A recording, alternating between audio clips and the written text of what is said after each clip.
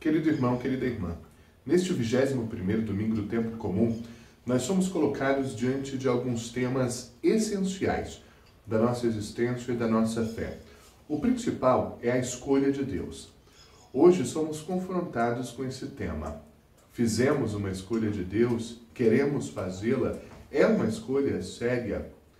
O outro tema que é colocado hoje diante de nós é aquele do relacionamento entre as pessoas, especialmente no âmbito da família.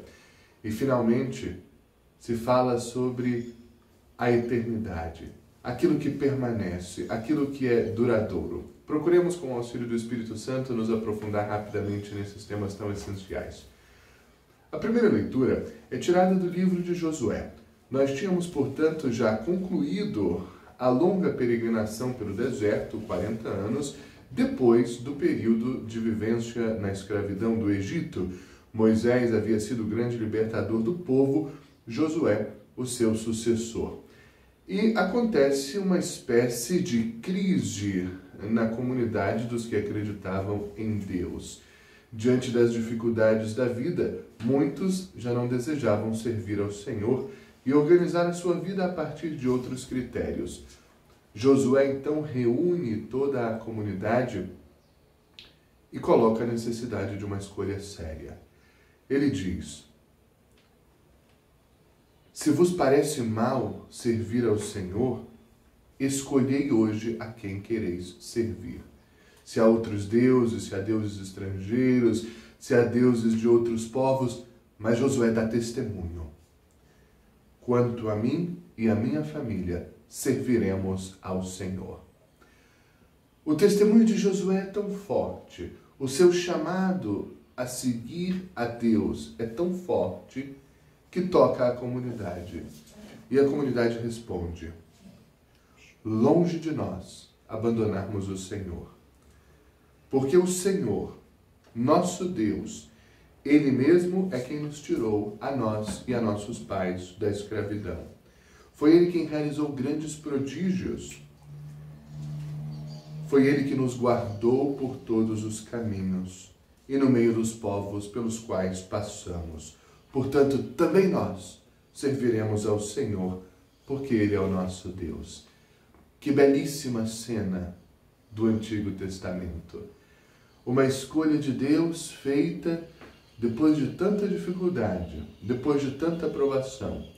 Uma escolha que envolvia a família e a comunidade, recordando as maravilhas de Deus.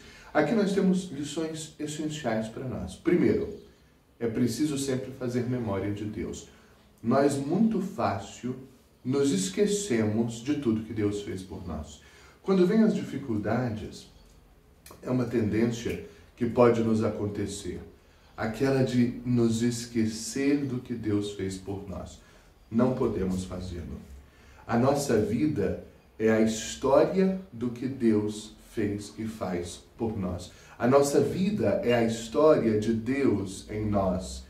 E por essa razão, somos chamados a fazer sempre memória de Deus. E a partir dessa memória, escolher e reescolher Deus. Aqui também a importância do testemunho de Josué.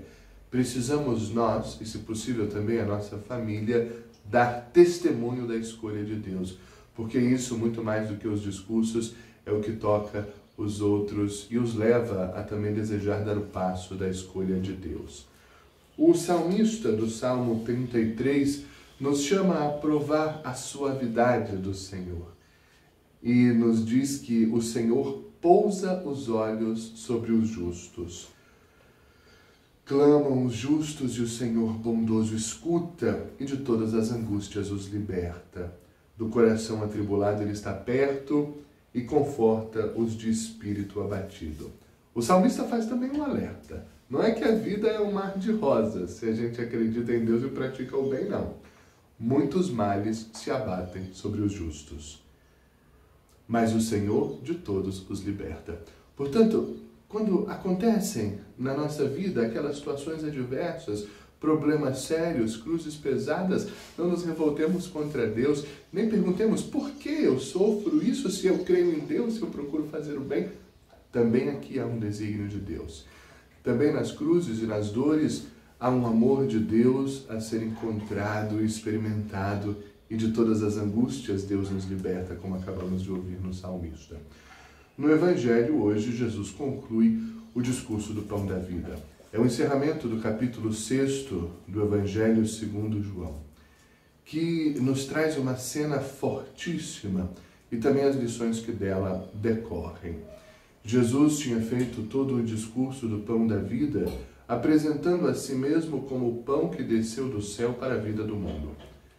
Na última parte desse discurso, Jesus diz que ele mesmo será a comida da humanidade e que será preciso beber o seu sangue e comer a sua carne. Para um judeu, esse tipo de discurso provocaria nojo, para nós também causa estranheza, mas de algum modo eles foram capazes de entender que Jesus falava sério e que uma nova comida, um novo alimento estava sendo criado na humanidade.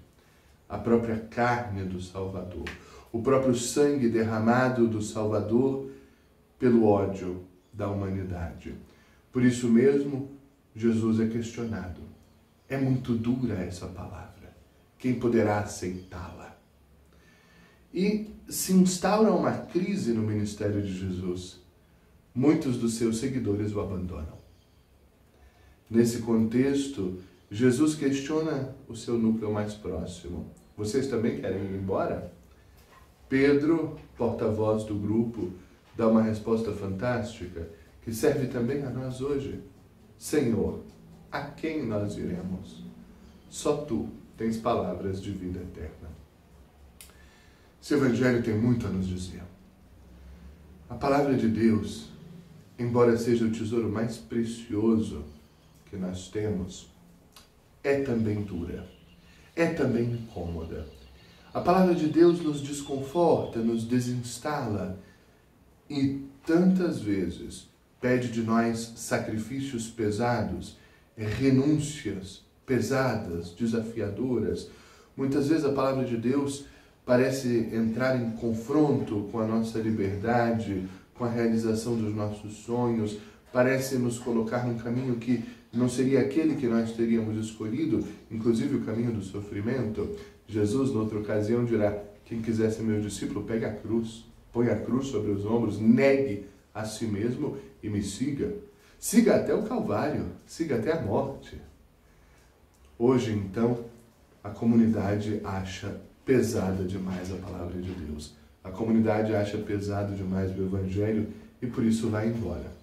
Escolher vida mais fácil, escolher vida mais cômoda, escolher vida mais confortável, mais longe de Jesus.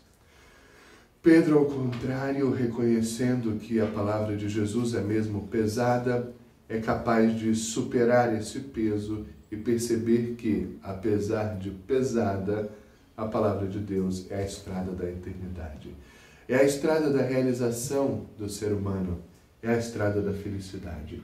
E por isso Pedro diz: ainda, Senhor, que a tua palavra seja pesada, ainda que te seguir seja difícil, não há outro lugar para nós senão contigo. Querido irmão, querida irmã, muitas vezes também nós, nos tempos de hoje, sentimos o peso da vida e o peso da fé e a dificuldade de permanecermos fiéis a Jesus. Mas Jesus nos chama a estar com Ele, dirige a nós a sua misericórdia, nos acolhe e continuamente nos deseja mais perto de si, para nos dar a plenitude, para nos garantir a eternidade, para nos cumular do que é necessário já nesta vida e preparar para nós um lugar extraordinário na outra vida. Mesmo que o Evangelho seja duro, não se afaste dele. Mesmo que seguir Jesus seja difícil, não se afaste dessa estrada. É a estrada da nossa plenitude, da nossa felicidade. Finalmente, a segunda leitura, tirada do capítulo 5 da carta escrita por São Paulo à comunidade cristã da cidade grega de Éfeso, nos traz a realidade da vida familiar, alargada, por assim dizer, também as relações entre as pessoas, de um modo geral, e a introdução é: sejam solícitos uns para com os outros. a solicitude, a disponibilidade, a abertura ao outro, a capacidade de estar atento ao outro e se dedicar a ele, amá-lo concretamente, ir ao seu encontro. Em relação à vida familiar, o autor sagrado hoje coloca termos que talvez nos causem algum desconforto, que já não fazem mais muito parte da nossa forma de organização familiar. É preciso destacar que esse trecho não tem nada de machismo, a Bíblia não nos chama a uma sociedade machista, nem a uma organização familiar machista. O que o autor sagrado coloca hoje diante de nós é a necessidade de que dentro da família haja confiança, haja amor, haja proteção, haja escuta. E ao organizar os papéis da família, o autor sagrado aponta uma estrada para um homem, uma estrada para a mulher. Ao homem é dada a exigência de se dedicar por amor à sua esposa até as últimas consequências. Amar até o extremo do amor. Doando a sua vida, se necessário for, morrendo, se necessário for, pelo bem da sua esposa. Para a esposa é pedida a confiança no marido. Que o escute, que confie nele e que caminhe nos caminhos que ele aponta. Sabendo que o mais importante na família não é nem o marido nem a esposa, mas a presença de Deus na família, essa sim apontará os caminhos. A essa sim devemos ser submissos à vontade de Deus que se opera na nossa vida. Ainda assim, uma submissão na liberdade. Porque amamos a Deus, livremente o seguimos e procuramos fazer a sua vontade, porque nela encontramos o caminho mais privilegiado da nossa existência. Para hoje e para esta semana, tenhamos a capacidade de escolher Deus, nunca nos esquecer de tanto bem que Ele já fez por nós. Mesmo nas dificuldades e nos desafios do seguimento, permanecer fiéis, escolher e reescolher Deus, porque só Ele é capaz de dar as respostas que nós buscamos, só Ele é capaz de sustentar a nossa vida, mesmo em face das dificuldades. E na vida familiar, confiar, escutar e amar até as últimas consequências, dando a vida por cada próximo, como Jesus deu a vida por nós. Neste dia do catequista, peço também a você a sua oração por mim, por todos os catequistas, para que sejamos fiéis servidores da Palavra de Deus, sejamos testemunhas coerentes da vida do Evangelho, espalhando pelo mundo a palavra do amor que salva. Bom domingo e boa semana.